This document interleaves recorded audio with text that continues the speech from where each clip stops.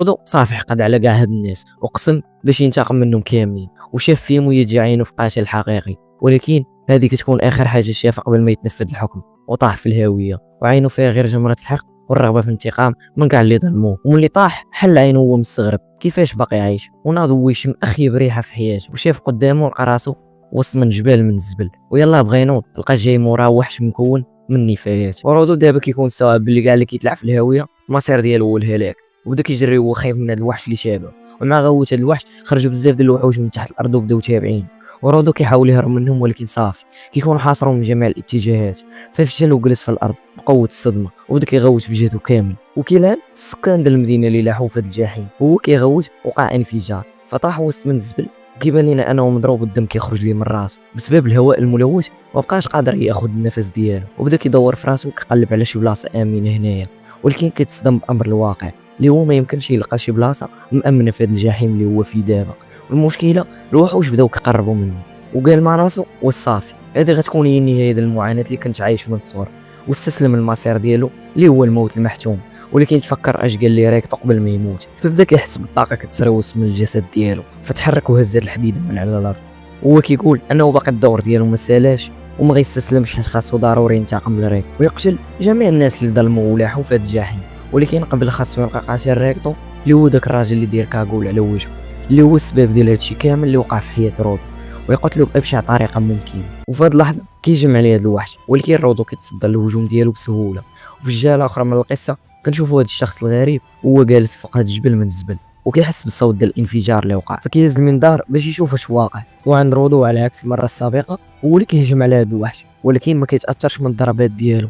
وخا رودو كيكون مصاب من كاع البلايص كيكمل في الهجوم ديالو باي حاجه كيلقاها قدامه، فالوحش كيختفي وكيخرج من تحت الارض اللي فيها رودو، ولكن قدر يخوي ليه في اخر لحظه. ومع مرور الوقت في هذا الهواء الملوث فرودو ولا كيتنفس بصعوبه وبدا كيعيا، وبالرغم من هادشي كامل قوته الغريبه غدا وكتزاد، ويجمعوا عليه جوج ديال الوحوش ولكن يقدر يقضي عليهم غير باستعمال هاد التصفيحه ديال الحديد. وباقي حتى متهنى كيخرج ليه وحش اخر كبر من اللي سبقوه، ورودو بدا كيجري باش يهرب منه، فالوحش ضرب الارض بالجهد، وبسبب هادشي رودو طار بعيد وسط من الزبل. ومن بعد رودو كيحل عينيه وكيلقى قبالته واحد لابس كاغول، فبدا كيتساءل مع راسو وهو مستغرب شكون هو هذا واش جابو لهنا.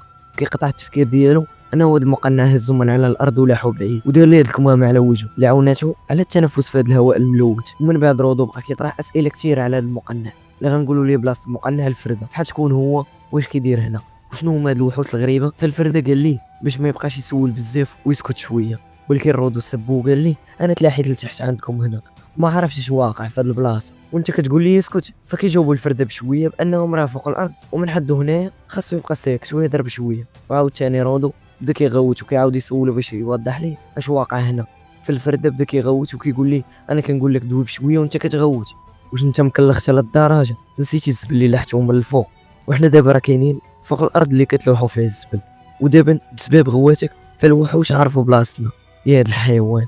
وقال لي هاد الوحوش اللي تخلقات من الزبل ما كتموتش بالاسلحه العاديه، وزيد انهم كيستشعروا الاصوات، وهذا الشيء علاش انا من الصباح كنقول لك باش تدوي بشويه، وحيت هاد الوحوش مختلفه شويه على الوحوش العاديه ما بغيتش نقاتلهم ودابا خصني ضروري نواجههم بسببك.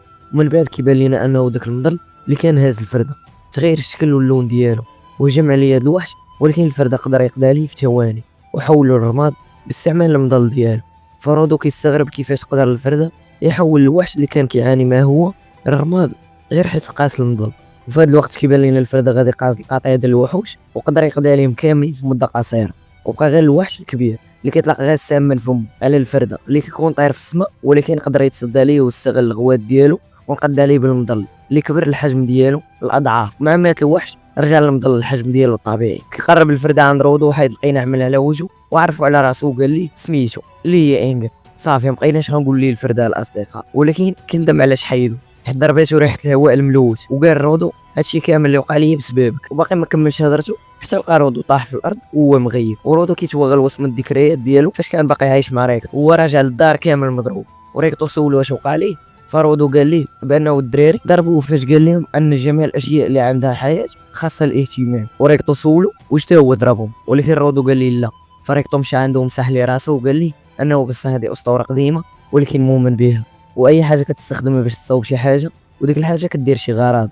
عرف انها حيه، ورودو بدا كيشير ليها على الاشياء اللي عنده في الدار وسولو واش تا هما حيين، وجاوبو بوريكتو يقدروا يكونوا حيين، كلشي ممكن. وفي هاد اللحظه رودو كيحل عينو وكيلقى راسو مربوط بسلسله، وانجن كيجر من وراه، ورودو سبو وقال لي اش كدير، فكني من التسناسل. وانجن قال لي هذه ماشي طريقه اللي خاصك تدوي بها اللي نقدك من الموت. فرودو قال لي فكني دغيا باش نطلع فوق الارض. فانجن وقف وشير لي في السماء وقال لي مستحيل تقدر ترجع لتما، حيت ما كايناش شي طريق دوز منها باش تطلع للفوق. فرودو قال لي غير طلقني باش نحاول نطلع، ولكن انجن قال لي مستحيل نطلع في هاد الوقت، وبدا كيعاود لي على الوحوش اللي كاينين هنا ولا اي حاجه بخصوص البلاصه والقوه اللي استخدمها باش يقضي على داك القطيع من الوحوش. فرودو قال لي علمني كيفاش نستخدم انا هاد القوه باش نقدر نستعملها ونطلع للمدينه وننتقم من كاع اللي ظلموني ولاحوني في هاد الجحيم. وكي هادو لا ما علموش انا هو يبقى يغوت بجهدو كامل. فانجن كيقول لي بغيت تعلم، مرحبا.